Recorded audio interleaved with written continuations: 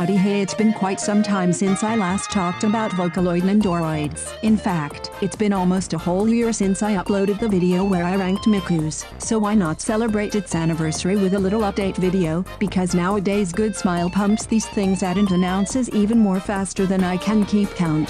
JK, I absolutely can, but they still definitely released a good number of Vocaloid Nendoroids since I made these two videos, and even if it's mostly Miku, as expected, I wanted to rank them in a video of their own, and also the proper analyses on the two Mikus I almost missed in the first video. But first, here's a combined recap list of the first 102 Nendoroids before I can properly decide how they compare to the newer ones. So here they are from best to worst. Now with that out of the way, let's talk about the 11 new Vocaloid Nendoroids, even if only one of them is technically still a Vocaloid anymore lol. Let's start with Magical Mirai 2020 Winter Festival Miku, who I ranked pretty high the first time because I love how warm and cuddly she looks. Yeah, there's some parts of her skin a little too exposed to the bitter cold, but if she was 100% covered then she'd be sweating her ass off dancing under these thick puffy layers. I know I need to stop talking about these outfits like Miku's a real person, but come on, think about the cosplayers. Regardless, the color scheme is definitely my favorite thing about this, because trans rights, but they also make the outfit look like it's made of fuzzy snowballs, cotton candy and ice cream. And God, I can taste it already. The bell and candy cane are pretty cute touches too, so I'm keeping her in 19th place. Next we have the empty SEKAI version of Miku. Feels like it's already been a long time since the last project SEKAI Nendoroid, so it's nice to start getting more of her other main looks in that game. Maybe we'll even get the other cryptoids based on their main SEKAIs too, even if they'll more likely get the group petite treatment again. But for now, Nightchord's Miku is definitely my favorite design out of her 5 SEKAI forms, mostly because it's the only one that did something interesting without making her a total freak. The Nendoroid really captures her loneliness with a bit of warmth. It even comes with her cat's cradle string. I just don't get why they bothered giving her an emotional expression effect because it looks more like a pointless hair accessory. But she's still a nice big step up from the more jump Nendoroid, and I'm glad more projects SEKAI Nendis have had the same amount of effort put into them going forward. I'll put her in between the 2019 Racing Miku and Maneki Miku. And now for Miku's 15th anniversary Nendoroid, which I sadly have to say that I pre-ordered last August and assumed was paid for then. But I got emails about it back in March because nope, just when I thought she'd be worth the wait, my broke ass couldn't afford her anymore. But enough about my personal woes. Even if the strawberry theme feels a bit specific, I don't really care because I love how this design was executed, especially with the wildly graceful hair, mixed dress fabrics, and the fork she can wield like a scepter. It came with this acrylic stand too, so that's nice I guess. But yeah, I'd say my perspective on hers changed a little bit, especially after losing my pre-order. So now I'm ranking her up in between Senbon's Sakura Kaido and Grand Voyage Snow Miku in its honor. Next up is the Magical Mirai 2021 Miku. I don't know why Magical Mirai Nendoroids are usually made long after their concerts have come and gone, but that doesn't change how much I like this design. It might be a bit less grandiose and more casual than the other Magical Mirai Mikus, but I love the flowing flower details, rainbow colored inside of the dress, and especially that hair. Why is mine not long enough to style like this? I'll put her in between Symphony 2022 Len and 2019 Magical Mirai Miku. Alright, next is Shan Shui Miku.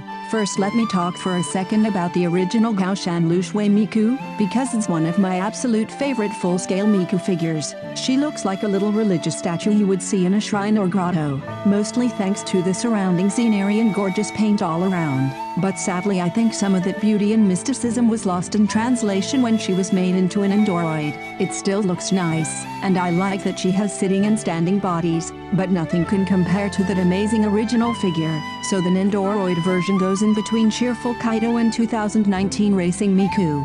Listen, not to be dramatic so soon, but Luo Tianyi Grain in Ear Nendoroid was my new favorite for quite a while. I've talked about Nendoroids who felt inferior to their full-scale counterparts, and how the Harvest Moon Mikus are both on the same level, but laugh at me all you want, I don't care. The Grain in Ear Nendoroid is an improvement over its full-scale version, don't get me wrong. They're both beautiful, and the 1/8 scale grain in your Luo Tianyi has a lot of great details and accessories, but let's be real, it felt made purely for sex appeal, whereas the Nendoroid dress being more opaque and bolder in the color department further brings out Tianyi's kind and gentle personality.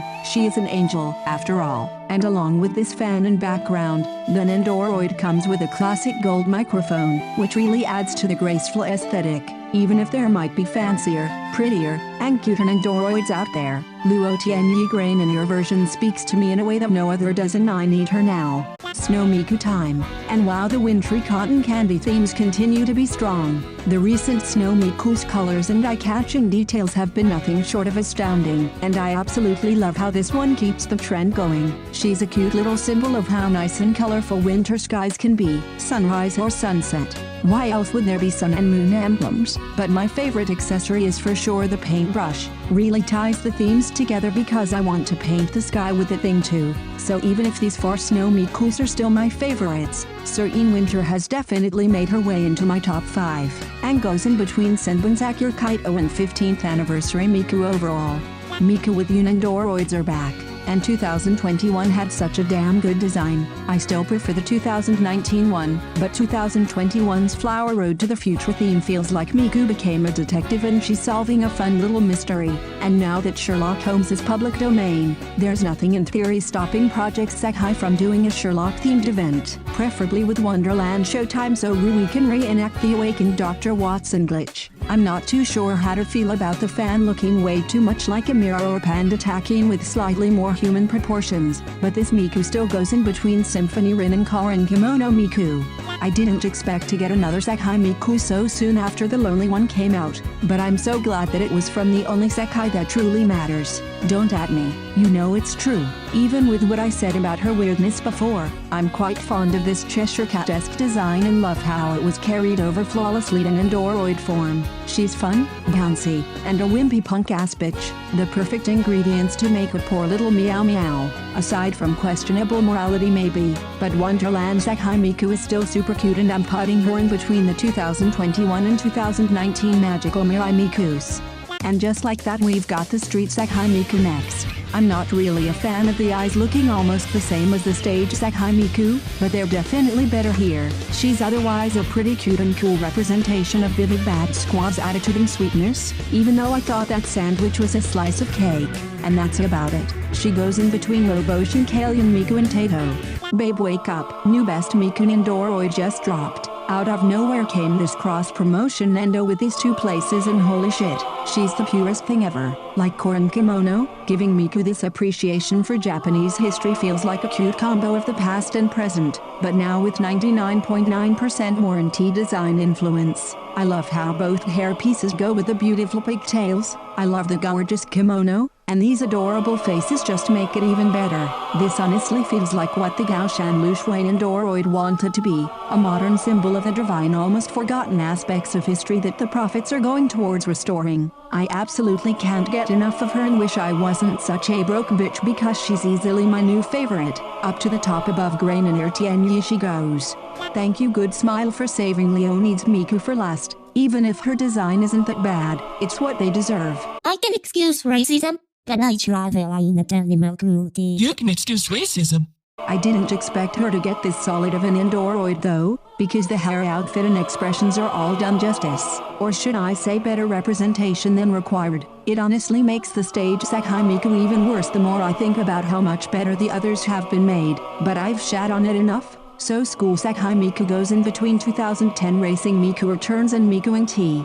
Okay, as I'm making this video, not a whole lot of 2023 Racing Miku merch has come out yet, and that includes an Nendoroid, but I wanted to talk about the design anyway while I have the chance to. As you might remember, Racing Mikus are pretty hit or miss for me, and this year's is smack in the middle of my ranking for these designs. The colors might not help it stand out too much, and good god her thighs look like they're being crushed, but I still can't really dislike it. It honestly reminds me a bit of Mami Tomoe from Madoka Magica.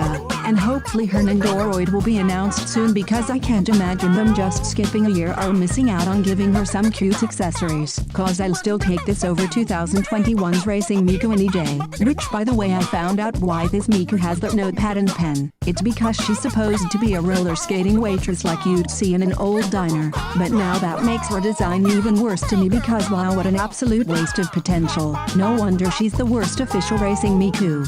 But yeah, 2023 Racing Miku is okay.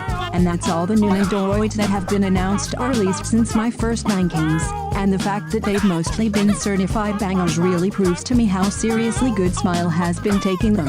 Because they're not just cute little figures, they're vibrant entities of goodness itself. Or something like that I guess. Chances are I'll keep doing this every year with each new set of vocal synth Nendoroids, but I'd also like to do Figma and other Good Smile figure rankings too. Maybe even some about Project Diva and Mirai. But all I can say is that if you also watch my Unikitty and Bluey videos, your needs will be met a lot sooner because I've been working a lot more on those at the moment. I guess we'll just have to wait and see what I feel like putting out next. But for now, thanks so much for stopping by for this Nendoroid ranking update.